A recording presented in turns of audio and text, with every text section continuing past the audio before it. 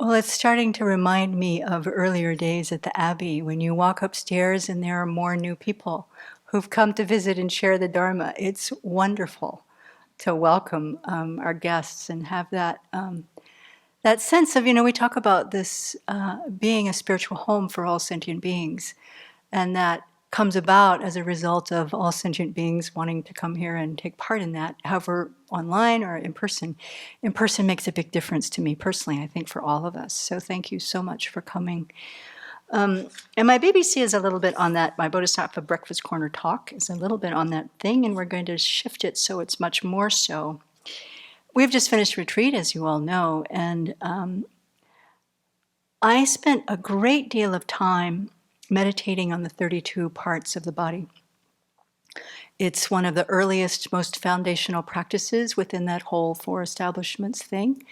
And there's a part of my personality that would like to have moved forward. And what I found was that spending 3 months on this meditation again and again and again was one of the most profound deepenings that I could have imagined. So I was looking at this verse from Shantideva, chapter 8, verse 91. Just as the body, which has many parts owing to its divisions into arms and so forth, should be protected as a whole, so should the entire world, which is differentiated and yet has the nature of the same suffering and happiness. So, just to remind people, I know some of you can recite this along with me, but as we think about the 32 parts of the body, we start with head hair. Now, as I say these, take a minute and just let your attention go not to me or my voice, but go to the place. Let your mind go exactly to that place. Head hair. Body hair. Nails. Teeth. Skin. Muscles. Sinews. Bone. Marrow. Kidney.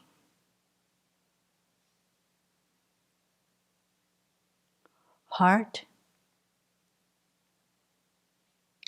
Liver. Connective tissue. Spleen. Lungs.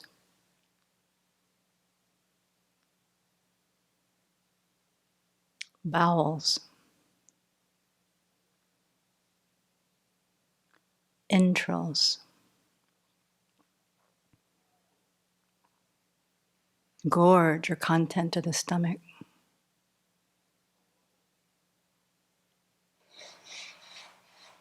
Feces. Brain. Bile. Phlegm. Pus. Blood. Sweat. Fat.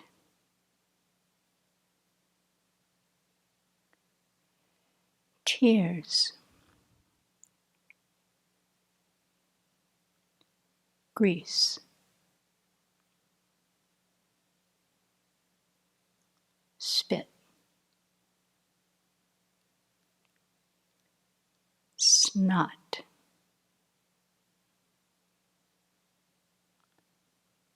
Oil of the joints.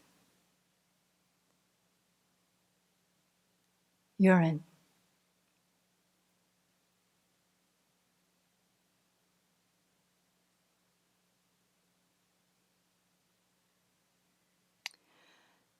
So in going through these parts of the body, as we look at their impermanence, as we reflect on the or their disintegration is actually a better word for me in working with this. They're in the nature of dukkha themselves, each one, the interdependence of each one. So plunging into that and the interrelationship between each of these body parts has been so rich. I know that's been true for everyone.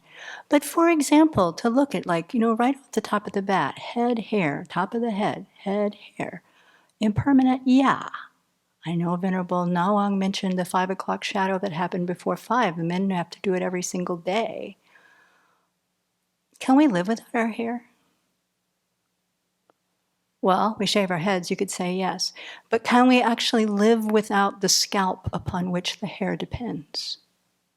I think not. So it's not just hair.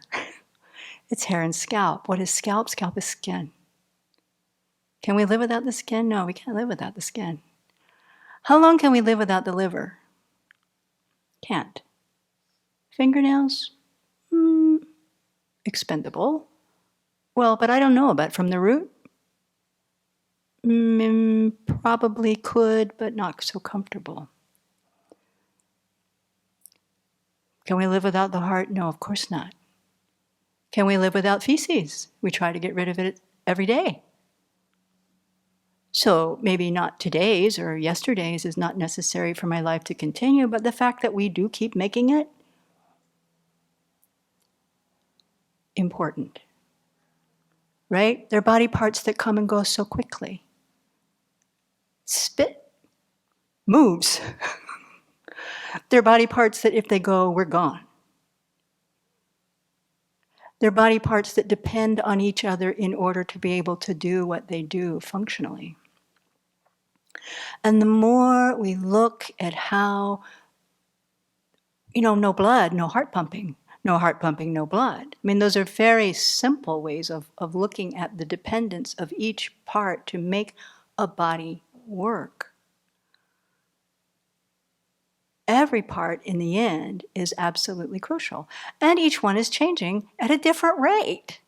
I find that kind of weird, but true. Because if I look at the body as a monolithic thing, then it should all be aging at the same rate. Everything is a day older than it was yesterday.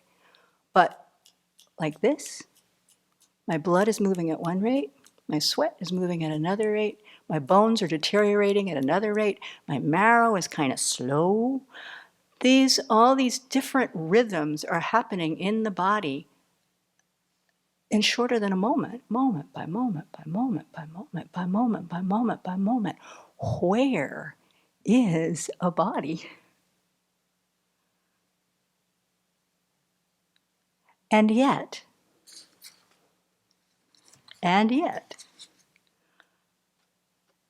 just as the body, which has many parts owing to its division into arms and so forth, should be protected as a whole, so should the entire world. So this came to mind again yesterday when I was looking, we'd had our team lead meeting at the Abbey.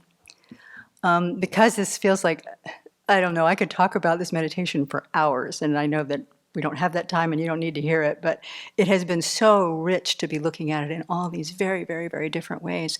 And so the same thing with our Sravasti Abbey teams, like community care, guest care, offering service leads, kitchen team, infrastructure team, publicity, administration, Dharma dissemination, completely interdependent. Can the Abbey exist without any one of these teams?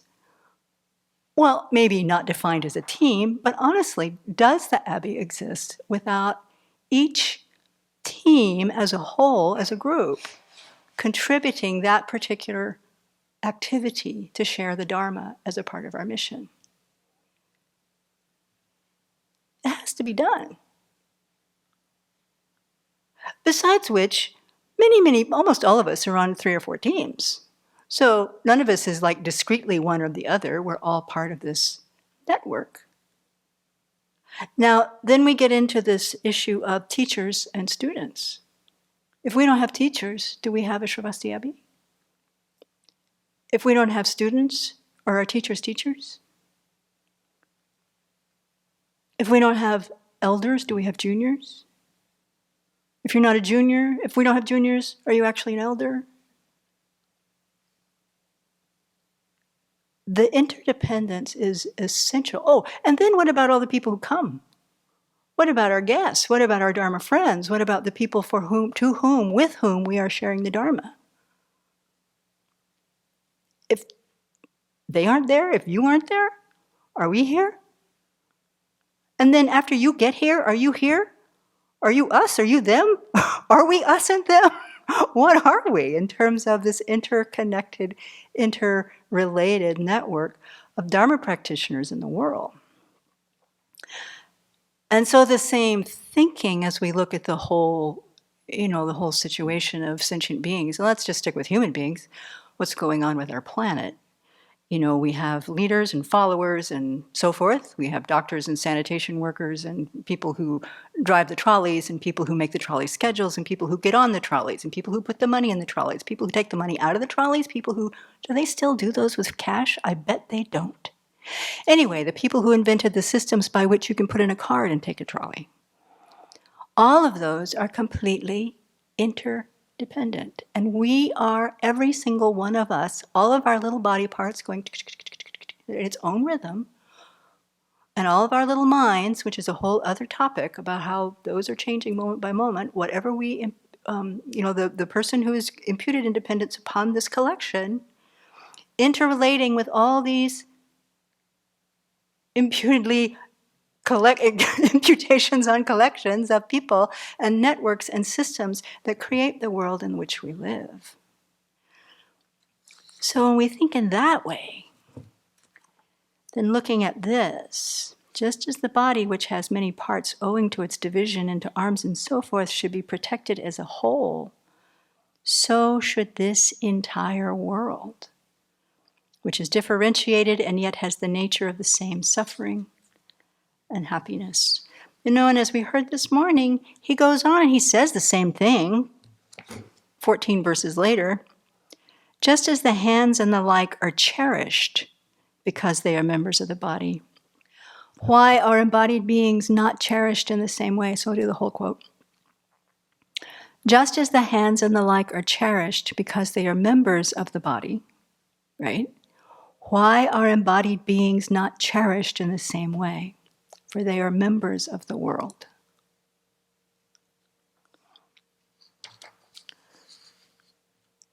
So we can start our practice right here in this room.